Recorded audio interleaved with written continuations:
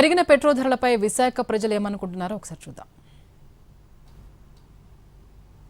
పెరిగిన petrol diesel ధరలు సామాన్యులకు మరింత భారంగా మారనున్నాయి. ఎలా ఉండబోతుంది సామాన్యుల మీద భారం అంతా? లేదు సార్, ఇప్పటికే ఫ్రీ బస్సులు వేసి చాలా ఇబ్బంది అయిపోతుంది.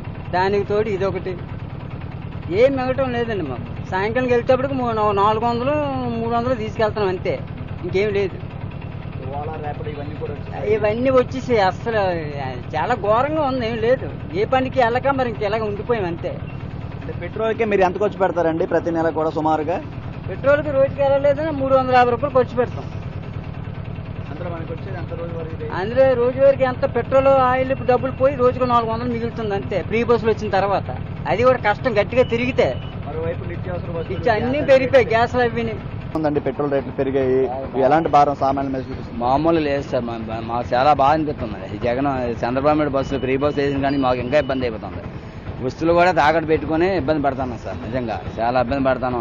కస్టమర్ ప్రతి లేడీస్, ప్రతి అమ్మాయిలు కానీ ఆంటీలు కానీ ఎవరేమన్నా అందరూ బస్సు ఫ్రీ బస్సు ఎక్కి మాకు ఇబ్బంది పడతాను సార్. అది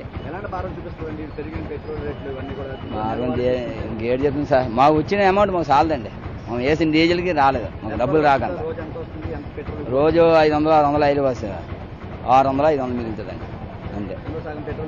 పెట్రోల్ పోతుంది సార్. చెప్పండి, పెట్రోల్ రేట్లు పెరిగాయి, ఎలా అనిపిస్తుంది ఇప్పుడు మిడిల్ క్లాస్ వాళ్ళ మీద, సామాన్యుల మీద? ఎలాంటి అన్న, ఇప్పుడు ఫ్రీ బస్సులు పెట్టారు, వ్యాపారాలు పోయినాయి. ఇప్పుడు డీజిల్ రేట్లు పెట్రోల్ రేట్లు పెంచారు. మాకు ఇప్పుడు అసలు బేరాలే లేకపోతే ఇంకా డీజిల్ కూడా వచ్చుకుంటాం, డబ్బులు ఉండాలా?